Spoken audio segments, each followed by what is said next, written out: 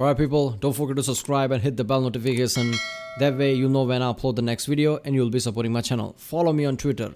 Every time I upload a new video, I'll be tweeting.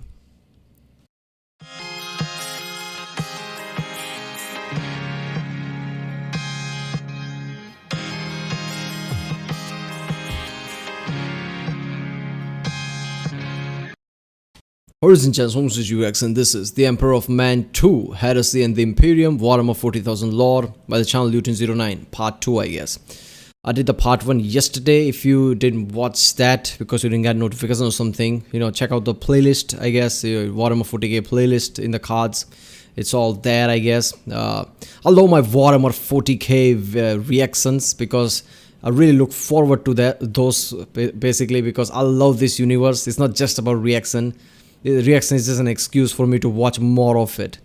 I always, you know, love a decent lore here and there. I love entire lore of Elder Scrolls. I know way too much about that. Like I know, you know, really good enough. Like I can create a proper channel about discussing the Elder Scrolls lore. I know that much. I know good enough, you know, Tolkien's as well, right? So I always can appreciate lore and, you know, effort that people put inside the lore where they, you know, it's not required. And when it comes to Warhammer 40k, there's way too many of that, right? Every small thing has way too much detail and complication behind that, which is just fucking awesome. There is no slacking off. Nobody just thought like, okay, let's just put some detail here and move on. There is never that. So let's watch this one. Remember, if you like my reaction, don't forget to subscribe so I know which type of videos to react to more, I guess. And by subscribing, you'll be supporting my channel. 75% of you who watches my videos regularly are not subscribed. So just hit the subscribe button and, you know, bell notification. And let's watch this one. Horus began implementing throughout the legions the concept of the Mournival, that he had allowed first within the Lunar Wolves. The Mournival Lodge enabled officers to group together in secret and lay the seeds of discontent and mutiny. Horus would also capitalize on the current negative feelings among some of his fellow Primarchs, and then the refracted disillusionment among some of the legions. Lorgar and the Word Bearers had already turned to chaos following their world-shattering humiliation by the Emperor. Horus would engage legions of Astartes, Imperial troops, and even several Mars Titan legions with the principal concept that Horus now perceived the Emperor, powerful as he was, did not deserve the unreserved praise and recognition of the human race. More Astartes legions would now join the traitors, Angron and the World Eaters, Mortarion and his Death Guard, Fulgrim and the Emperor's children were among the first to side with the War Master. Others would later fall, including the Iron Warriors, Night Lords, Alpha Legion, and lastly, the Thousand Sons. Even the Thousand Sons, damn. Isn't the Thousand Sons the, you know, basically, or am I confusing them with somebody else? The brother of Horus, who's apparently a psyker. So even they fell down to him. Okay. So, you know what is the real, you know, dramatic soap opera type of thing with this, for me at least, is which one is more overpowering? Is it the chaos is, you know, nudging the corruption, or Horus is real, I guess, jealousy, hatred, and even, I guess, feeling of neglect by the Emperor? So is his personal feeling are the, I guess, 80% of what the heresy was, and 20% is just nudging from the chaos gods? Or is it the other way around? That is the one thing that is kind of interesting me right now. Because the way Lutin basically started this video kind of implies that everybody just assumes there's chaos, but that might not be the case, right? Chaos just basically nudged them. It had become clear that the Primarchs were far from the perfect demigod-like human form they were perceived to be. Although technically each Primarch was physically and mentally godlike compared to a standard human, they still bore all of humanity's virtues as well as their flaws such as ego, greed, envy, arrogance, rage, and more besides. These superhuman warriors were meant to be the saviors of mankind, but instead they could be the downfall of everything that had been salvaged and achieved. The Thousand Sons Legion would be a particularly tragic story. Their Primarch Magnus the Red, who you remember had attempted to prevent Horus from falling to darkness whilst experiencing... Look at that! I was right. That is the one, isn't it? It's his brother, the Psyker, who basically tried to stop him. How the fuck did he fall to chaos? It's because Psykers are more susceptible to chaos than any normal person, I guess. His out-of-body experience to the warp on Davin. Magnus and the Thousand Sons Legion had begun to use psychic powers and warp sorcery as part of their legion's general practices. This was actually outlawed by the Emperor, who was cautious of using psychic power in only controlled services. It's surprising they chose this path to break with Imperial law. However, it seems that they actually bore a natural affinity for such practices, and as with many things, likely started out small before becoming more widespread. In time, many Space Marine legions and chapters would use sanctioned psychers in the new librarian branch of the forces, but in these early days there was no regulation or established command. As a consequence, many of the Thousand Sons Marines would suffer whole body deterioration, as they would eventually become consumed by the warp powers, unable to control or prevent this. It was for this reason that Magnus the Red was able to travel into the warp and see Horus in his most dire of situations. Magnus, after this incident, was so grief-stricken that rather than physically travel to Earth and speak to the Emperor, which now in hindsight would have been the far better choice, he chose to use his psychic power to reach out and speak to the Emperor himself at the Imperial Palace on Terra. But this would shatter all the psychic wards the Emperor had placed on the palace and severely damage the project being secretly worked on by the Emperor. This itself was connected to the psychic paths of the webway, the gateways used by the Eldar, and previously the Old Ones. This choice by Magnus was catastrophic and a rash miscalculation. His psychic assault... Yeah, everything's Magnus's fault, right? Fucking Magnus. That's the text. I love this. This is why I love reacting to the text-to-speech device. Right? I'm gonna, react to more and more real lore from Lutein and Temra Institute, things like that, and then I'm gonna react to this text-to-speech device. It's just fucking awesome to mix them together. On the Imperial Palace, his panic and frustration and anger and trauma gave free rein to the warp and its evil inhabitants to invade Terra. Millions of Psykers died instantly as their attuned minds were burned out or demons tore them apart.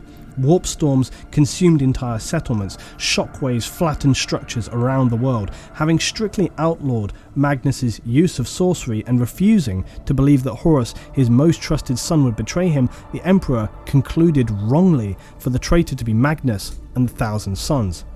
This error would be yet another travesty of judgment among the many during this whole sorry period. The Emperor ordered Leman Russ and his Space Wolves to engage and destroy Magnus and the Thousand Sons.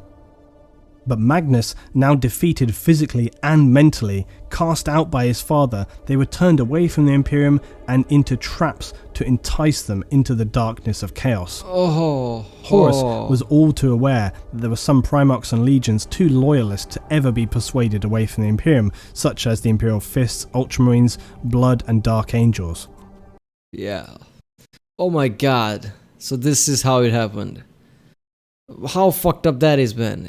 Magnus basically trying to make sure that, Horus doesn't succumb to, I guess, Chaos's lies, I guess. Let's just call it. Why the fuck not? Basically trying, being a powerful Psyker, try to make sure that it doesn't succumb to that. In the end, got mistreated by his own father, the Emperor, who trusted Horus more than him, right, and wrongfully accused him, right, and that basically pushed him towards the, power of chaos. So it was the Emperor who pushed the Thousand Sons and Magnus towards chaos. And I understand now what it means by it's all Magnus's fault. I mean, Magnus is just like, this was equivalent to, whoops, that's it. That's all Magnus did. Whoops.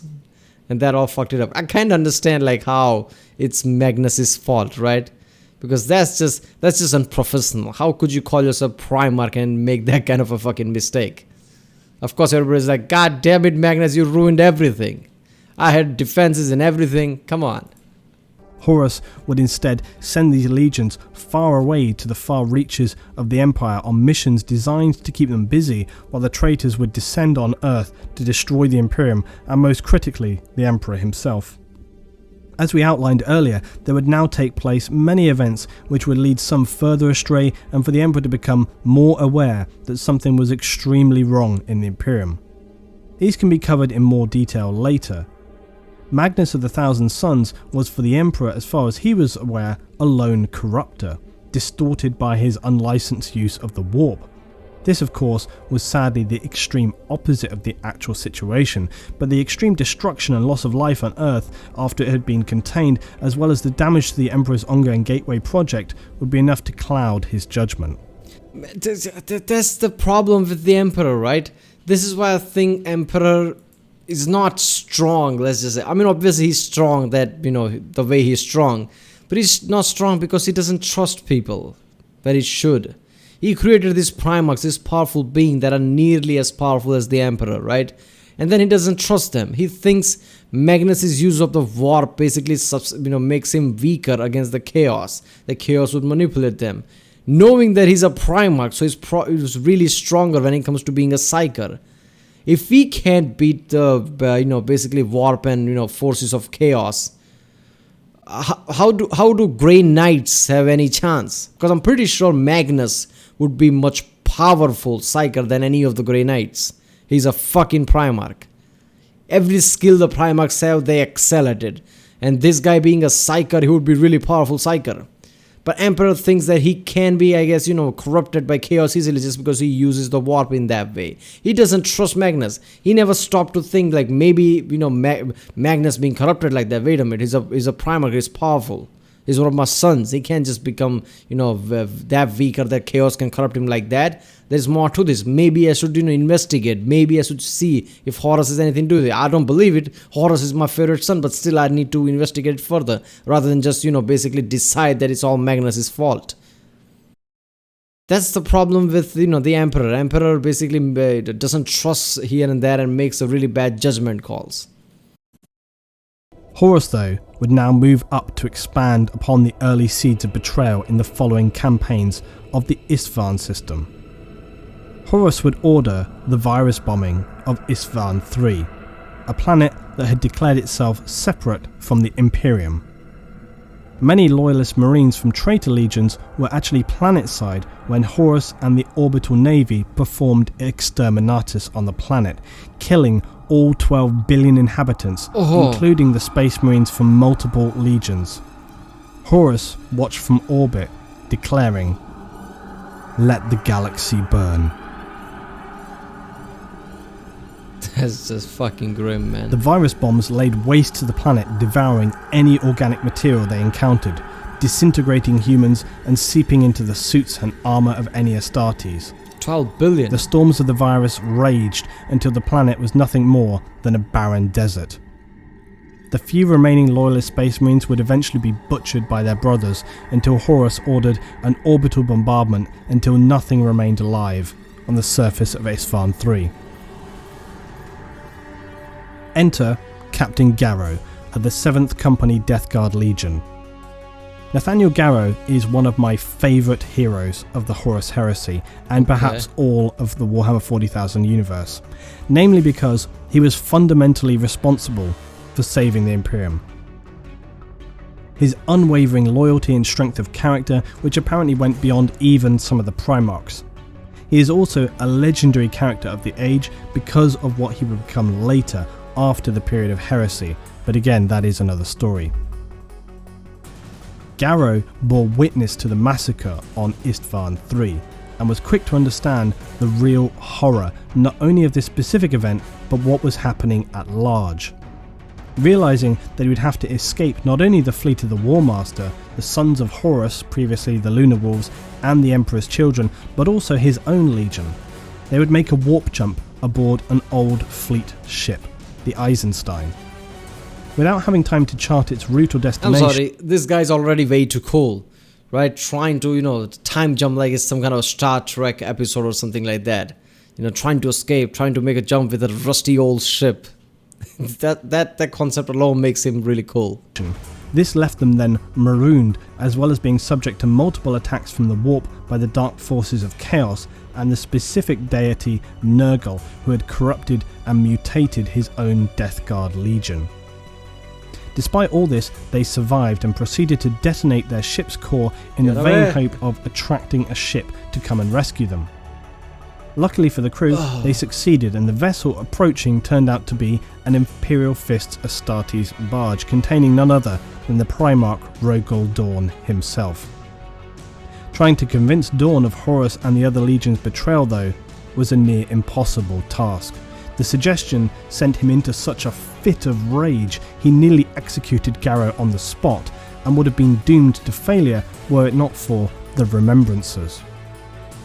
The Remembrancers were an order of historians, journalists and civilians from Earth at the time who were sent along with the expeditionary fleets of the Great Crusade. Their function was to chronicle deeds, events and generally record the history so that we could then hold that for the future Imperium of Man. Remembrancers were generally seen as very reliable sources of information, especially those who had any psychic capabilities, if they were psychers, and could actually record information simply by visualizing that, by seeing it. And when Rogol Dorn could actually see the events that had unfolded, he had no choice but to accept them. Returning to Terra, Dorn would speak to the Emperor and finally... Seriously, man, I mean, how much Horus had respect of other? Feels like every other Primarch respected Horus way too much that they're like, oh, impossible. Horus cannot, you lying this. I mean, come on. Like some next level shit. Finally, the betrayal and heresy would come into the light.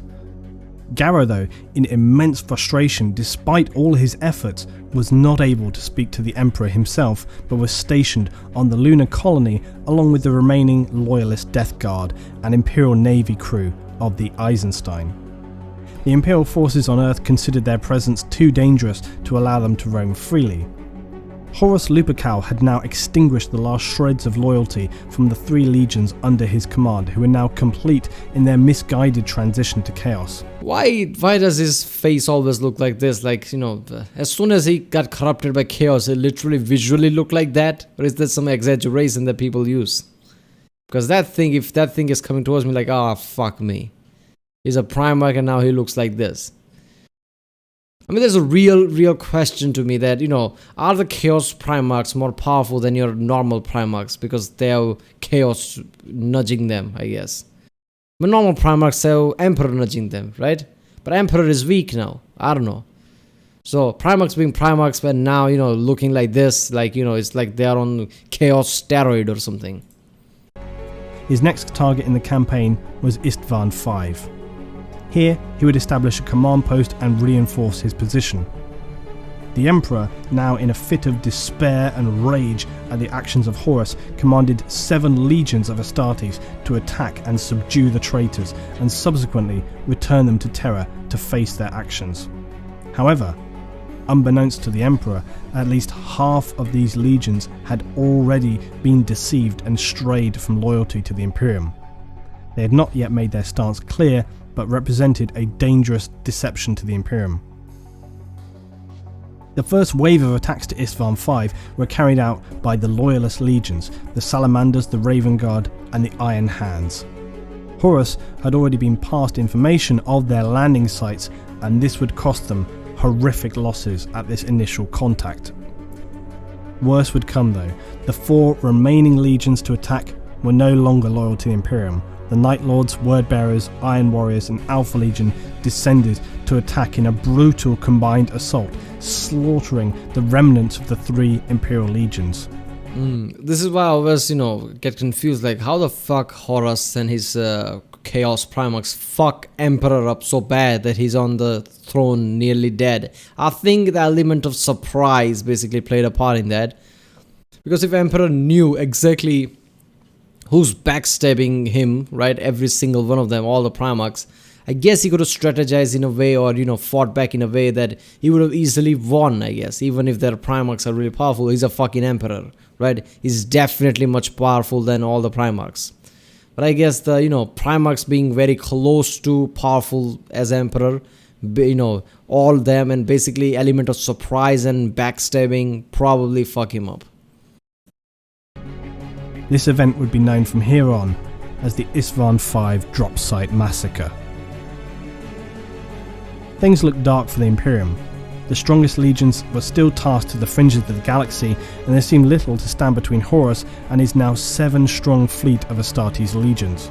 Not to mention the further forces of corrupted Imperial Navy, the victorious Dark Mechanicum, who were fighting the Schism of Mars, a civil war between factions on Mars loyal to the Imperium and Horus, and now successfully they had won their campaign there. The traitor legions on Horus would assault and destroy many loyal Imperial bastions as they travelled towards Terra, taking years to do so in the process. By now, the Warmaster had amassed a massive army comprising multiple groups including Titans, Astartes and advanced war gear, corrupted Imperial forces and even cultists from worlds who could spread discord and disrupt Imperial worlds through terrorism or cult activity. The Wordbearers especially revelled in this, often finding that their worlds, previously they converted to the divinity of the Emperor, were more than willing, within a fairly short space of time, to worship them again as gods or angels, and were a great asset to factor into their battle tactics and use where appropriate these expendable, gullible souls to support their forces. That's the thing, you see, if somebody, religious people, that's all fine. But if somebody's extreme religious, I guess. I don't know how else to say that, right? What is the word? I don't know. I'm on, fucking pain meds right now. I'm forgetting. What are they called, man? Extremist, religious people, right? If, they worship the Emperor thinking they are a god, right? Word bearers. Then Emperor say, fuck you, I'm not your god, what's wrong with you? Then they feel betrayed because they want to worship somebody regardless of if Emperor is a god or not. That's their stance now. So of course when these word bearers come back and to the worlds which are were prime prime subjects for this kind of a worshipping thing, because word bearers basically transformed all these worlds and indoctrinated them into worshipping the Emperor. But now obviously that's all gone now, so they have a void to fill, like who should we worship. And as soon as these word bearers come back, this Primarch and all these legions, like, okay, Emperor is a phony or whatever, Chaos is the true, vision or whatever. Everybody's like, oh yeah, fuck yeah, there you go, another religion. This is just better than not. I guess this is it. They are addict. They are like, drug addicts, but this is religion addict. They were primed for this, I guess. They just needed another excuse to, worship something else. So this is very dangerous tool. And every single world that was, primed for this, right? That every single world that word bearers basically created in this extreme religious cult type world that are not destroyed would easily basically side with the word bearers and become Chaos's subjects. That is just fucked up.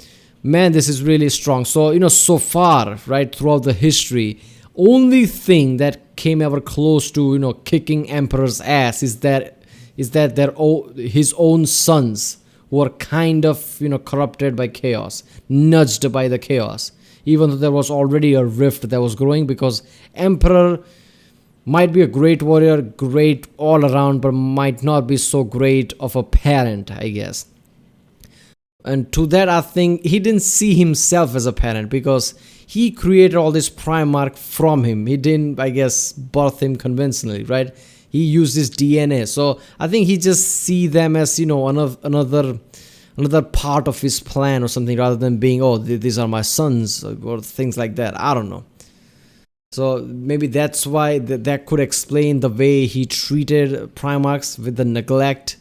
But obviously all these Primarchs, saw Emperor as their father, literally, and the father neglect basically can fuck your psyche up really bad. Doesn't matter how powerful psyker you are, that will always affect you, right? So everybody just start to feel like humans, and all these fucking people are getting so much power in Terra, and we are here just, some warriors, some generals, for a war. But we are fucking Primarchs. We are the son of the Emperor. We don't get any respect. So there was already a rift growing, I guess, which played a part in this. So, if there was a real, text to speech device in the real lore. I guess Emperor would basically talk to his custodians in that way, like there are many mistakes are made, but if I could do them again I would, or something like that, like how he treated certain Primarchs, because that would definitely change certain outcomes. Alright people, that's it for now. The Emperor of Man 2, Heresy and the Imperium. I know this is going slow, but I want to take my chance. I want to take my time with the Warhammer 40k thing, because so everything that I've reacted so far, this is the thing that I'm most interested in. Warhammer 40k universe is fucking awesome. I don't want to rush this and miss something here and there. Alright, if you like my reaction, don't forget to like and subscribe. Comment down if you want me to react to a specific video, or you have any critique about how I react, or what is what, I guess, I don't know, or what should I do and whatever.